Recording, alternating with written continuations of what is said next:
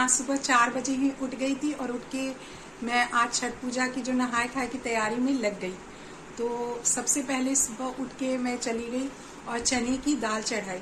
आज हमारे यहाँ चने की दाल, घिया की सब्जी और चावल बनती है। और उसके बाद जो चीज़ है एडिशनल है, जिसको जो मन है, लेकिन बिना प्याज लहसुन के आज खाना बनता है सेंधा नमक में। तो चलिए किचन में दिखाती हूँ। और यहाँ किचन में मैं सबसे पहले चने की दाल चढ़ा दी।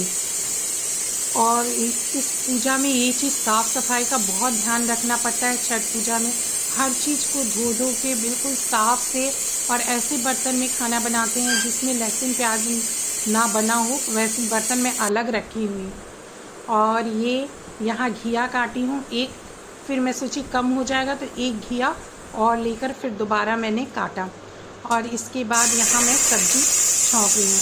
ये जो कुकर है मेरा साल में एक बार ही निकलता है छठ पूजा के समय, फिर मैं इसे यूज़ करके और फिर इसे संभाल के ऊपर रख देती हूँ। क्योंकि होता क्या है कि इसमें ऐसे बर्तन यूज़ करते हैं जिस बर्तन में कभी भी लहसुन प्याज ना बना हो। इस चीज़ का ध्यान रखना पड़ता है। मसाले वगैरह भी सब मैं अलग से सारी कुछ मंगाई हूँ। और यहाँ सेंधा नमक जो है अभी पैकेट से ही डाल रही हूँ, फिर इसे डिब्बे में खाली करूँगी। तो ये पूजा जो है बहुत महापर्व कहा जाता है छठ पूजा। और इसकी शुरुआत जो है नहा खा के दिन से, यानी आज के दिन से होती है। और जो भी खाना बनता है एक तरह से प्रसाद की तरह होता है, उसमें बहुत ही स्वाद होता है। आप ऐसे कितनी भी बना लो खाना, लेकिन वो टेस्ट नहीं आता जो आज के खाने का लगता है। और खुशबू तो इतनी आती है कि क्या बताऊँ। जब मैं खाना बना रही थी तो पतिदेव बोल रहे थे कि आज किचन से बहुत अच्छी खुशबू आ रही है। तो होता ही है, चने की दाल वगैरह ऐसे कितने भी बनाओ तेल मसाले डालकर, लेकिन वो टेस्ट नहीं आता जो आज के खाने का आता है। इसी कुकर से मैंने सारा खाना बनाया और खाली कर के ये देखिए चने की दाल जो है वो बन चुकी। फिर मैं इसे खाली कर दी हूँ। हरा धनिया पत्ता वगैरह डाल दी हूँ क्योंकि अच्छा लगता है धनिया पत्ता डालने से।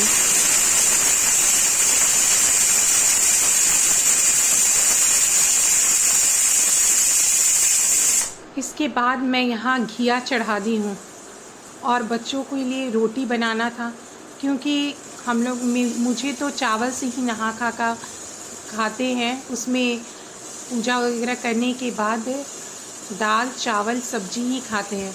लेकिन बच्चे सुबह सुबह चावल खाना उनके लिए बहुत मुश्किल होता है, इसलिए मैं बच्चों के लिए रोटी बनाने जा रही थी। तो यहाँ पहले मैं आलू गोभी की सब्जी बनाई, आलू गोभी बनाई, घिया की सब्जी बनाई और फिर मैंने आटा गूँथा। ये एक बात तो है, अगर सुबह जल्दी उठ जाओ तो सारा काम बहुत ही समय पे हो जाता है। तो आज 4 बजे से उठ गई तो काम जल्दी हो गया। और यहाँ मेरे पति देव बाइक धोने में लगे हुए हैं। ये देखिए बाइक धो रहे हैं, ऑफिस जाने की तैयारी कर रहे हैं ये। और इधर मैं रोटी बनाना शुरू कर दी क्योंकि पति देव भी रोटी ही खाएंगे। तो इधर रोटी मैं बना रही हूँ बच्चों के लिए और पति देव के लिए। मैं तो थोड़ा सा चावल ही ले लूँगी, लेकिन इन लोग के लिए तो रोटी बनाना ही पड़ेगा क्योंकि सुबह सुबह चावल हैवी हो जाता है।